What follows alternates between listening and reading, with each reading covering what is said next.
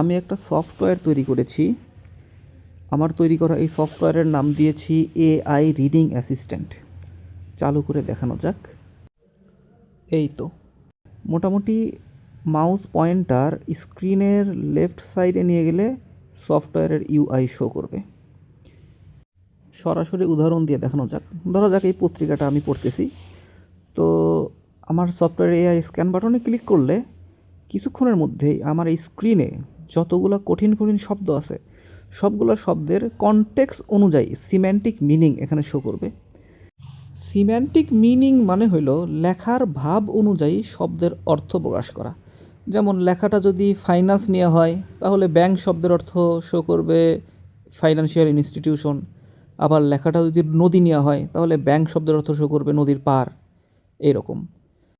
এখন যদি প্রশ্ন করা হয় সফটওয়্যারের নাম এআই রিডিং অ্যাসিস্ট্যান্ট কেন, দেখতে তো আসলে ডিকশনারির মতোই মনে হচ্ছে। উত্তর হলো এআই ব্যবহার করা হয়েছে কোনো একটা লেখার ভাব বুঝতে, কনটেক্সট বুঝতে। সাধারণ ডিকশনারির পক্ষে কোনো একটা লেখার ভাব বোঝা সম্ভব না। এখানেই আমরা ব্যবহার করেছি আর্টিফিশিয়াল ইন্টেলিজেন্স।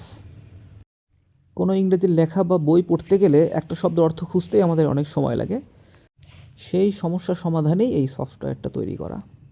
ধন্যবাদ সবাইকে।